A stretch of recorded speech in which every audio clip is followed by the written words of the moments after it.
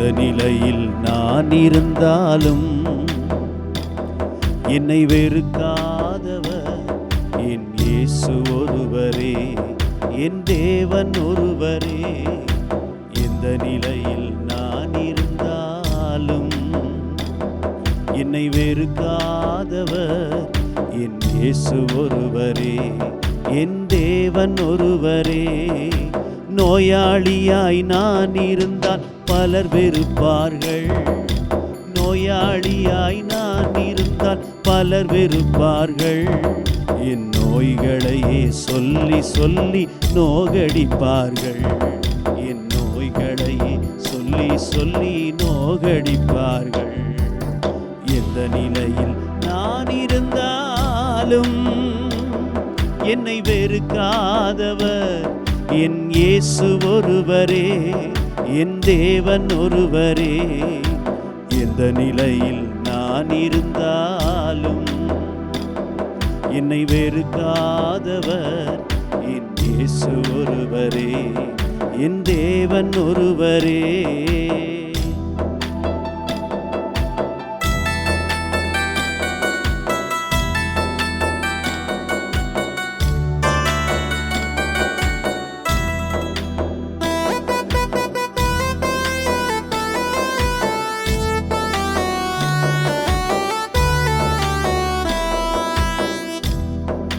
கடனாளியாய் நான் இருந்தால் பலர் வெறுப்பார்கள், கடனாளியாய் நான் இருந்தால் பலர் வெறுப்பார்கள்.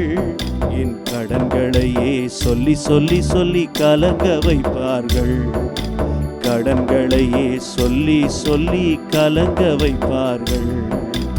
எந்த நிலையில் நான் இருந்தாலும் என்னை வெறுக்காதவர் என் இயேசு ஒருவரே, என் தேவன் ஒருவரே. என்னை வெறுக்காதவர் என் இயேசு ஒருவரே, என் தேவன் ஒருவரே.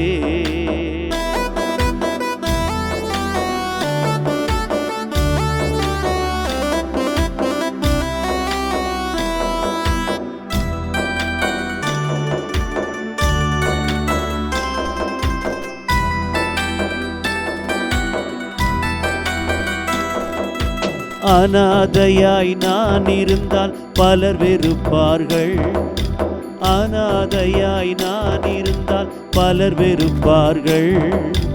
அன்பு வேண்டுமா என்று அலைய வைப்பார்கள், அன்பு வேண்டுமா என்று அலைய வைப்பார்கள்.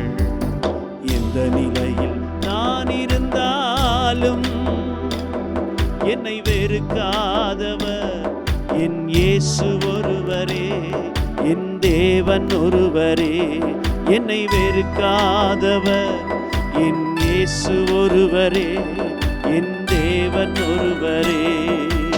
எந்த நிலையில் நான் இருந்தாலும் என்னை வெறுக்காதவர் என் இயேசு ஒருவரே, என் நேசர் ஒருவரே.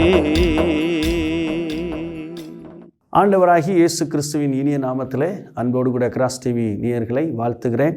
இந்த நாளிலும் ஆண்டவருடைய செய்திக்காக, கர்த்தருடைய வார்த்தைக்காக ஒரு வேத வசனத்தை நாம் எடுத்துக்கொள்வோம். வேதம் சொல்கிறது, என் ஆவியை உங்களுக்குள் வைப்பேன், நீங்கள் உயிரடைவீர்கள். நான் உங்களை உங்கள் தேசத்தில் வைப்பேன், அப்பொழுது நான் கர்த்தர் என்று அறிந்து கொள்வீர்கள். இதை சொன்னேன், இதை செய்வேன் என்று கர்த்தர் உரைக்கிறார் என்று சொல் என்றார். ஆண்டவருடைய பரிசுத்த நாமம் மகிமைப்படுவதாக.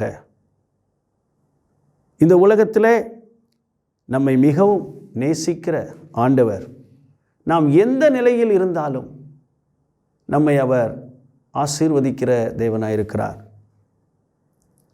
எந்த நிலையில் நாம் இருந்தாலும், எப்படிப்பட்ட சூழ்நிலையில் இருந்தாலும் அவர் நம்மை உயர்த்துகிற தேவனாயிருக்கிறார்.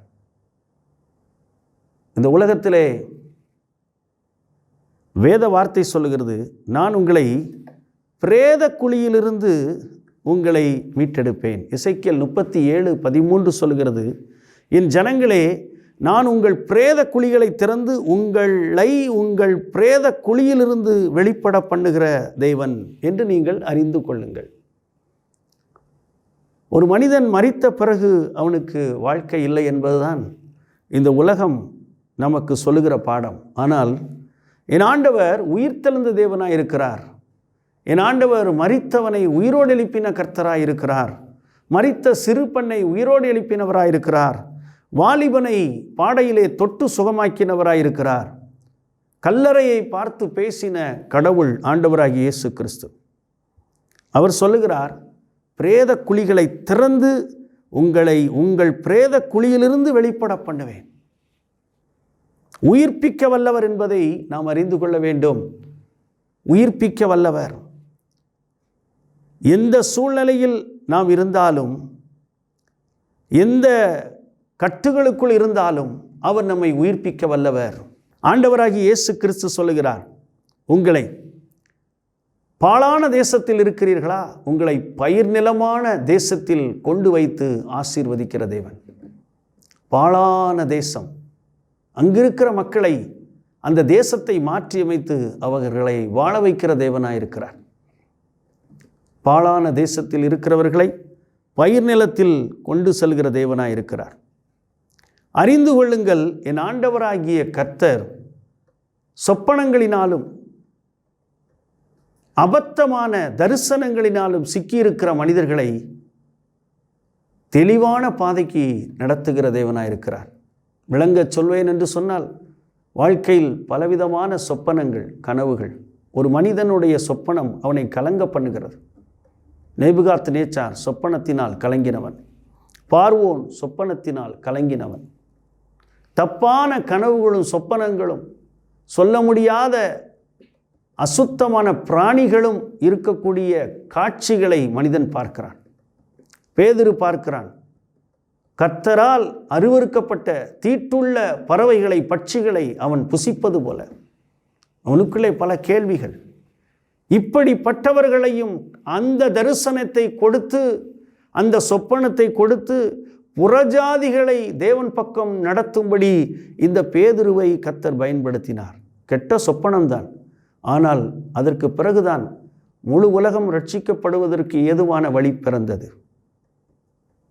யோசித்து பார்க்க முடியவில்லை. அபத்தமான சொப்பனங்கள், தரிசனங்கள். ஆனால் அதிலிருந்து ஒரு அழகான வாழ்க்கை. கொர்நேலியு என்கிற மனிதன், அப்போஸ்தலர் 10ஆம் அதிகாரத்திலிருந்து நாம் பார்க்கிறோம். இயேசுவை, அவருடைய ஜாதியையோ அவருடைய தேசத்தையோ அறியாத ஒரு புறஜாதியான் அவன் இயேசுவை அறிந்து கொண்டதை பார்க்கிறோம். அதற்கு இந்த அபத்தமான ஒரு சொப்பனம் பேதுருவுக்கு வழியை காட்டியது. உங்கள் வாழ்க்கையிலும் பலவிதமான வித்தியாசமான சூழ்நிலைகள் நீங்கள் சென்று கொண்டிருக்கலாம். நான் கர்த்தர், நான் மாறாதவர், நான் உங்களை எப்படிப்பட்ட நிலையில் நீங்கள் இருந்தாலும் அந்த நிலையிலிருந்து உங்களை மாற்றி உங்களை ஆசீர்வதிக்க நான் போதுமான தேவனாயிருக்கிறேன். அன்பானவர்களே, அனாதையாய் நிற்பவர்கள் இந்த உலகத்தில் அநேகர். கணவனை இழந்து நிற்பவர்கள், மனைவியை இழந்து நிற்பவர்கள், கடனாளியாய் நிற்பவர்கள் அநேகர். அவர்களால் நிச்சயமாக தங்களுடைய சொத்துக்களை மீட்க முடியுமா என்ற நம்பிக்கையே இருக்காது. ஆனால் ஆண்டவராய் கர்த்தர் அவர்களையும் வாழ வைத்த சரித்திரங்கள் ஏராளம் சாட்சிகள், ஏராளம் சாட்சிகள். ஏவிஎம் ராஜன் என்கிறதான முருக பக்தர் கடனிலிருந்து விடுதலை பெற்று இயேசுவை அறிந்து கொண்டார். அவருடைய வீடு ஜப்தி செய்யப்படும் நிலையில் ஆண்டவராக இயேசு கிறிஸ்துவினுடைய சிலுவை காட்சியை கண்டு மனம் திரும்பி இயேசுவை ஏற்றுக்கொண்டார். அடுத்த நாளே அவருடைய நண்பன் மூலமாக அவருடைய வீடு அவருக்காக ஏலம் எடுக்கப்பட்டு அவரே அதில் வாழ்ந்ததை சாட்சி சொல்லுகிறது. அன்பானவர்களே, நீங்கள் எந்த நிலையில் இருந்தாலும் நிச்சயமாக உங்களை அவர் வாழ வைக்க முடியும், உங்களை உயர்த்த முடியும். ஒரு பைத்தியக்காரனை போல இருந்த தாவீதை நாம் பார்க்கிறோம். அவனுக்கு சொல்லப்பட்டது நீதான் ராஜா என்று சொல்லி. ஆனால் அவனுடைய நிலை என்ன? நுரை தள்ளி ஒரு பைத்தியக்காரன் போல அவன் படுத்து கொண்டு வேஷம் போட்டவனாய் காணப்பட்டான். அலைந்து தெரிந்தான். குகைகளிலும் காடுகளிலும் பிராணிகளோடு மிருகங்களோடு வாழ்ந்து கொண்டிருந்தான். முறுமுறுக்கிறவர்கள், நோய்வாய்ப்பட்டவர்கள், தள்ளப்பட்டவர்களோடு இருந்தான். சொன்னபடியே அவன் ராஜாவானான். நீங்கள் எந்த நிலையில் இருந்தாலும் சரி, உங்களுடைய நிலையை மாற்றி அமைக்க என் இயேசு வல்லமையுள்ள தேவனாக இருக்கிறார். அதற்காக ஆண்டவர் சொல்லுகிறார். ஒரே ஒரு வார்த்தை அல்ல, பலமுறை எசேக்கியேல் தீர்க்க தரிசன புஸ்தகத்தில் ஒரு வார்த்தை வருகிறது. நீங்கள் அறிந்து கொள்ளுங்கள், நான் கர்த்தர், நான் மாறாதவர், நான் எதையும் செய்ய முடியும் என்பதை நீங்கள் அறிந்து கொள்ளுங்கள். என் ஆவியை உங்களுக்கு நான் ஊற்றுவேன். ஒரு மனிதன் தேவனை சரியாக அறிந்து கொள்வதற்கு வழி எப்படி? இயேசுவை சரியாக புரிந்து கொள்ள வேண்டும், என் தேவனை நான் சரியாக அறிய வேண்டும் என்று ஒரு மனிதன் விரும்பினால் கர்த்தர் அவனை என்ன செய்வார்? மத்தேயு 4ஆம் அதிகாரத்திலே இயேசு கிறிஸ்து பிசாசினாலே சோதிக்கப்படுவதற்கு ஆவியானவராலே வனாந்தரத்துக்கு கொண்டு போகப்பட்டார். பிசாசினால் சோதிக்கப்படுவதற்கு ஆவியானவராலே வனாந்தரத்துக்கு கொண்டு போகப்பட்டார். அங்கே ஒரு உபவாசம். அந்த உபவாசத்தின் இறுதியிலே ஆண்டவராய் இயேசு கிறிஸ்து உபவாசத்திலே ஆவியிலே கர்த்தருடைய வார்த்தையை, ஏற்பாடுகளில் இருக்கிற வார்த்தைகளை எடுத்து பிசாசுக்கு எதிராக பேசினதை பார்க்கிறோம். ஒரு மனிதன் கர்த்தரை அறிந்து கொள்ள வேண்டும் என்று விரும்பினால், ஒரு மனிதன் சரியாக தேவனை அறிந்து கொள்ள வேண்டும் என்று விரும்பினால் இந்த வேத வசனம் ஒன்றே போதும், இந்த வேதாகமம் போதும். மிகச்சரியாக இயேசுவை அறிந்து கொள்ள முடியும்.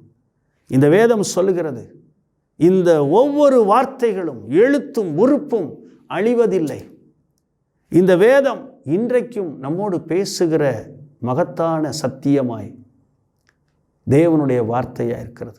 நான் அவரை அறிந்து கொள்ள வேண்டும். எசேக்கியேல் தீர்க்க தரிசன புஸ்தகத்திலே என்னை கவர்ந்த ஒரு வார்த்தை, நான் கர்த்தர் என்று அறிந்து கொள்வீர்கள். You will know I am the God.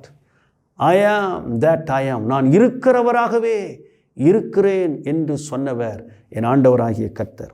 ஒன்று செய்யுங்கள், இந்த இயேசுவை நீங்களும் அறிந்து கொள்ள விரும்பினால், இந்த இரட்சகரை நீங்களும் அறிந்து கொள்ள விரும்பினால், மிக அழகாக எழுதப்பட்டிருக்கிற கிதியோன் என்கிறதான ப்ளூ கலர் வேதாகமத்தை எங்கேயாவது கிடைத்தால் வாசித்து பாருங்கள். அந்த வேதாகமத்திலே நீங்கள் கவலைப்படும் போது இயேசுவை நீங்கள் எப்படி அறிந்து கொள்ள வேண்டும்? நீங்கள் நோயாளியாக இருக்கும்போது என்ன செய்ய வேண்டும்? இயேசுவை எப்படி அறிந்து கொள்ள வேண்டும்? முடிவெடுக்க தெரியவில்லை, I don't know how to go, எப்படி போக வேண்டும் என்று எனக்கு தெரியவில்லை. அதற்கான வழி இந்த வேதத்தில் இருக்கிறது. ஆண்டவருடைய பரிசுத்த நாமம் மகிமைப்படுவதாக. பல கேள்விகளுக்கான பதில் இருக்கிறது. இயேசு கிறிஸ்துவினுடைய வாழ்க்கை வரலாறு இருக்கிறது.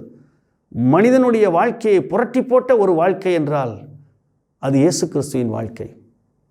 இந்தியாவின் மிகப்பெரிய தலைவர்கள் இந்த வேத வசனத்தை படித்து பார்த்து அதனுடைய ஆழங்களிலிருந்தான் இந்தியாவின் சுதந்திர போராட்டத்தை கையெடுத்தார்கள் என்று சொல்லப்படுகிறது.